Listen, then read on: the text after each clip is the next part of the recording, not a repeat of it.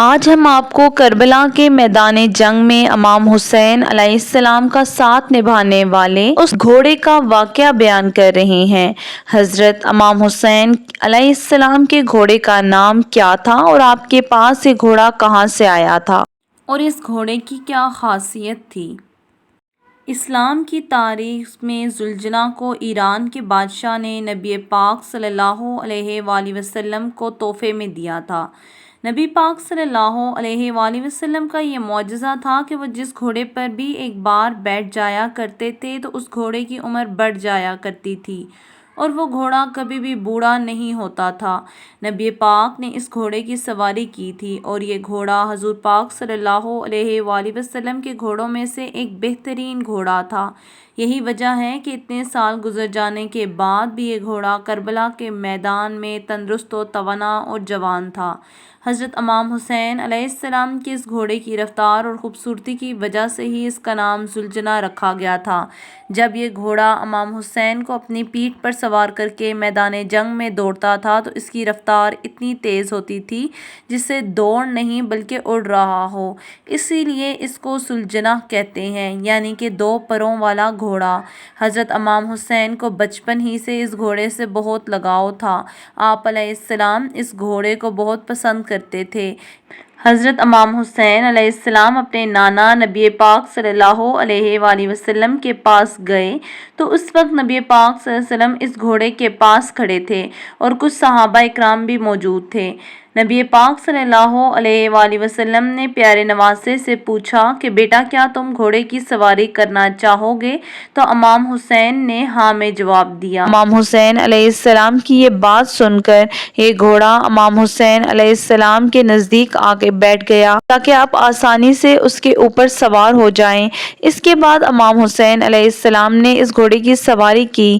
یہ سارا منظر دیکھ کر نبی پاک صلی اللہ علیہ وآلہ وسلم کی آنکھوں میں آنسو آ گئے اور فرمایا کہ میرے پیارے بیٹے، یہ گھوڑا یوم عاشوراء کے دن تمہارا مددگار ثابت ہوگا۔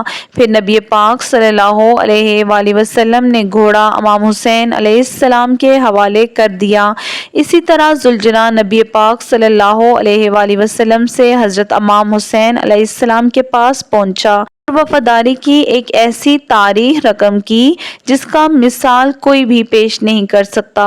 ذوالجناح کی وفاداری پر خود وفا بھی ناز کرنے لگی۔ محترم ناظرین، ذوالجناح کی وفاداری کے بارے میں ایک بات مشہور ہے کہ جب یزیدیوں نے امام حسین علیہ السلام کا پانی بند کر دیا تو ذوالجناح کو کربلا کے میدان میں کئی بار پانی پینے کا موقع ملا تھا، لیکن ذوالجناح نے پانی نہیں پیا۔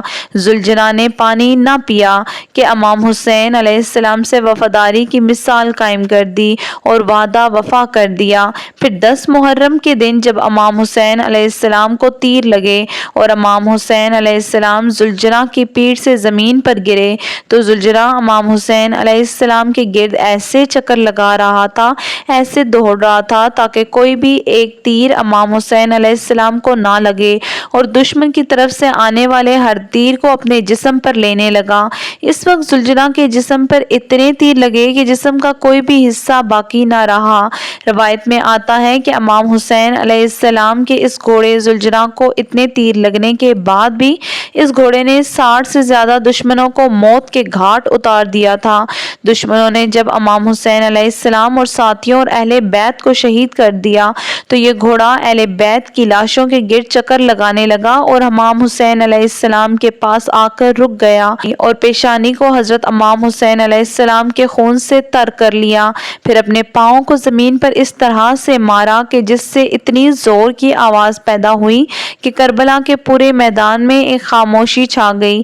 یہ دیکھ کر دشمن بھی لرز گئے۔ جب عمر بن سعد کی نظر اس گھوڑے پر پڑی تو کہا، اس گھوڑے کو میرے پاس لایا جائے۔ یہ گھوڑا اللہ کے رسول صلی اللہ علیہ وآلہ وسلم کے گھوڑوں میں سے ایک بہترین گھوڑا تھا۔ جب وہ لوگ اس گھوڑے کو پکڑ لیں اس کے نزدیک گئے تو ذوالجناح نے اتنی طاقت سے اپنے پاؤں مارے کہ ان لوگوں کو وہاں سے بھاگنے کا موقع بھی نہ مل سکا۔ یہ دیکھ کر عمر بن سعد نے کہا کہ اس گھوڑے کو اس کے حال پہ چھوڑ دو، دیکھیں کہ یہ کیا کرتا ہے۔ پھر وہ گھوڑا امام حسین علیہ السلام کے جسم اتھر کے پاس آ کر اس طرح سے رونے لگا جیسے کوئی انسان رو رہا ہو۔ روایت میں آتا ہے کہ امام حسین علیہ السلام کے اس گھوڑے ذوالجرح نے خود کو نہر فرات کے حوالے کر دیا اور کہنے لگا کہ جب میرا سوار ہی نہ رہا تو اب میں زندہ رہ کے کیا کروں گا۔ کہتے ہیں ذوالجرح نے نہر فرات میں چھلانگ لگا دی۔ اس طرح امام حسین علیہ السلام کی شہادت کے بعد یہ گھوڑا بھی اس دنیا سے چلا گیا۔